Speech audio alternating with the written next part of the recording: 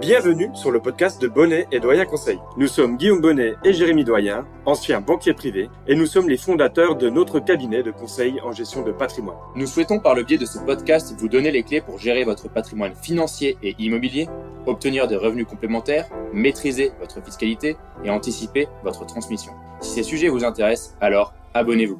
Nous vous souhaitons une très bonne écoute. Et aujourd'hui, on va voir comment se protéger quand on n'est ni marié ni pacsé, et cela permettra d'éviter la catastrophe successorale. Et pour commencer, on va toujours définir certains termes, et aujourd'hui, on va commencer par définir le terme de concubinage. Le concubinage désigne la situation juridique d'un couple de fait formé de deux personnes adultes qui vivent ensemble de façon durable et notoire sans avoir célébré leur union de façon officielle, par exemple par un pacs ou par un mariage. Et quand on est concubin, on n'est pas héritier devant la loi. Cela veut donc dire qu'on a des droits de succession à payer de 60% après un abattement seulement de 1 594 €. Et nous, on va essayer de voir dans ce podcast comment on peut se protéger même en étant concubin. Et durant ce podcast, on va également évoquer le démembrement. On va vous refaire un point très rapide sur ce qu'est le démembrement. Ici, tout simplement, on va prendre ce qu'on appelle la pleine propriété qui va être scindée en deux propriétés distinctes. On parle d'abord d'usufruit, ce qui est le droit d'user du bien ou d'en percevoir les revenus, et de la nue propriété, ici, qui est la détention simplement des murs. Et lorsqu'il y a une situation de démembrement, l'usufruit va rejoindre la nue propriété au décès de l'usufruitier. Et donc aujourd'hui, dans ce podcast, concrètement, on souhaite répondre à la question que beaucoup de personnes se posent quand ils sont ni pacsés ni mariés, comment se protéger? On va déjà parler de la protection du logement familial, donc d'immobilier, et ensuite on parlera de la protection financière avec des placements financiers qu'il existe pour protéger son concubin. Eh bien, Jérémy, pour commencer, je te propose de nous expliquer un peu comment est-ce qu'on peut faire quand on est concubin, quand on est dans une situation de concubinage, qu'on veut se protéger l'un et l'autre pour ce qui concerne notre patrimoine immobilier. Est-ce que tu as une première solution à nous donner? Eh bien, on va évoquer deux solutions. Moi, je vais évoquer la première. La première solution, c'est ce qu'on appelle le démembrement croisé. Là, ça va parler technique.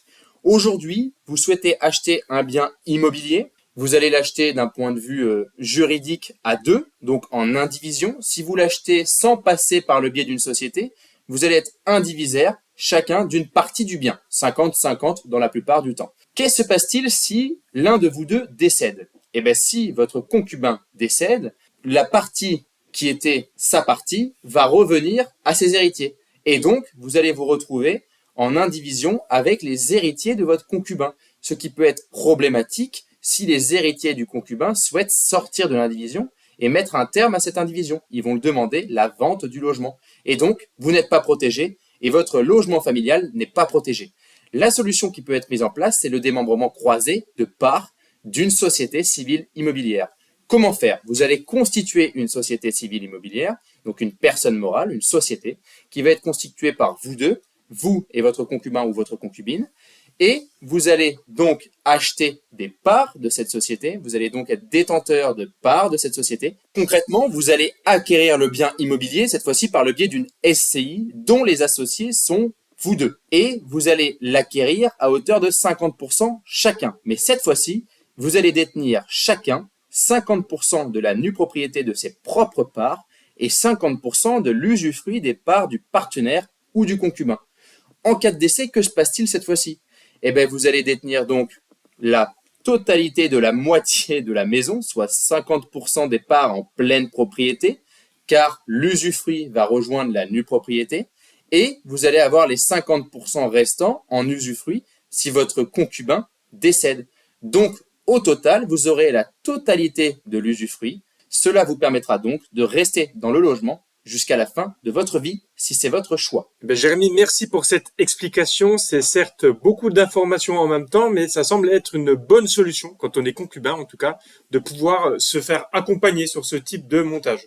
Et tout à fait, je pense qu'il faut un accompagnement pour faire ce type de montage. Et puis Guillaume, du coup, je vais te laisser parler de la deuxième solution. J'ai dit en début de podcast qu'il y avait deux solutions pour le logement familial. La deuxième, c'est la tontine, et je te laisse en parler.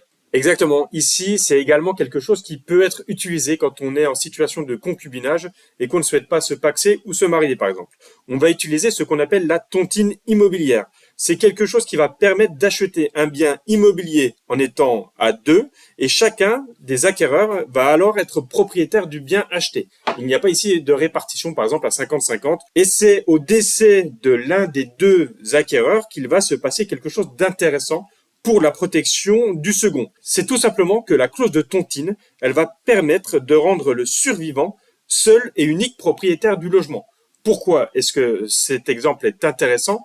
Tout simplement parce que si par exemple vous êtes en concubinage et qu'il y a des enfants, l'utilisation d'une tontine va vous permettre d'être seul propriétaire du bien immobilier, c'est-à-dire qu'ici les enfants n'héritent pas du bien. Alors c'est même encore plus intéressant quand les enfants sont non communs, c'est ça Guillaume? Exactement, c'est souvent dans ces situations-là qu'on va pouvoir utiliser la tontine pour protéger le concubin survivant. Et si je me trompe pas Guillaume, il existe des spécificités à partir d'un certain montant? Ici, on va surtout regarder la valorisation du bien immobilier, puisque comme on l'a dit, ça permet cette tontine de protéger le concubin qui va vivre le plus longtemps, qui sera le concubin survivant.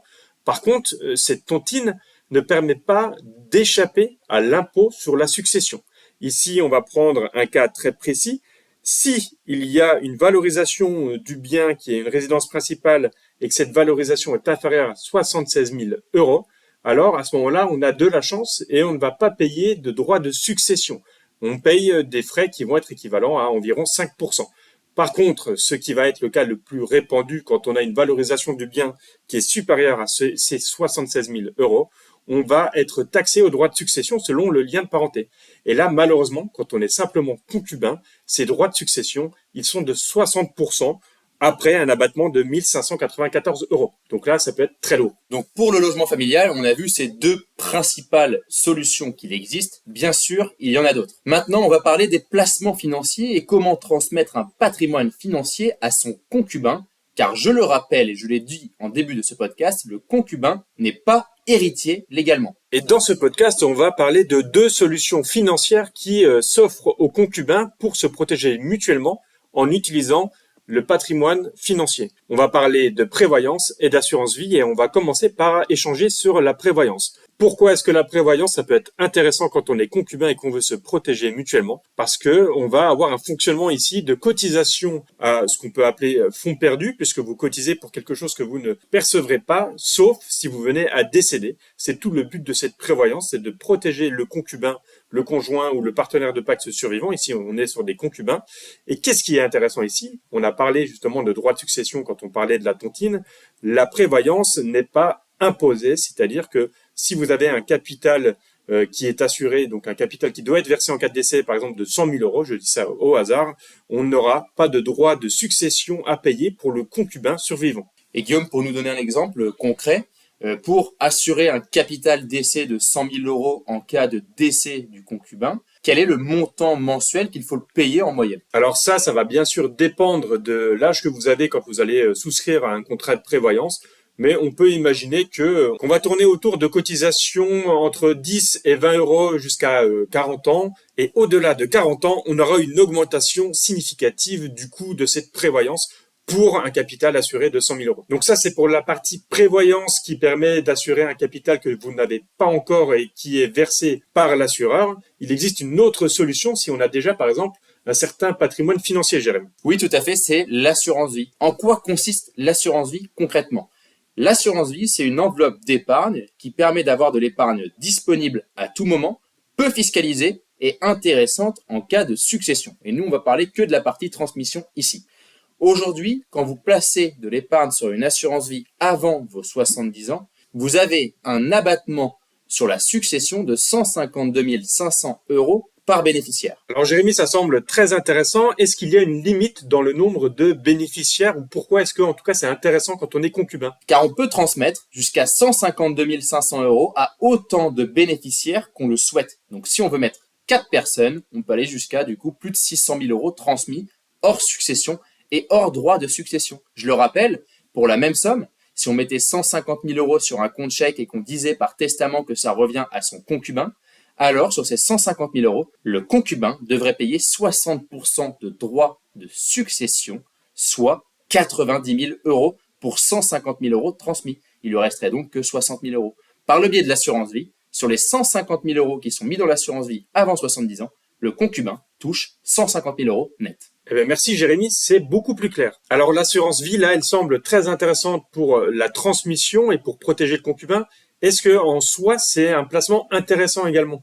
Je pense que c'est là où nous, on a tout notre rôle en tant que conseiller en gestion de patrimoine pour accompagner nos clients sur le placement financier qui lui-même peut être intéressant avec des rendements qu'on pourra estimer lors d'un rendez-vous futur et qu'on pourra travailler ensemble une allocation pour avoir un rendement intéressant sur le long terme.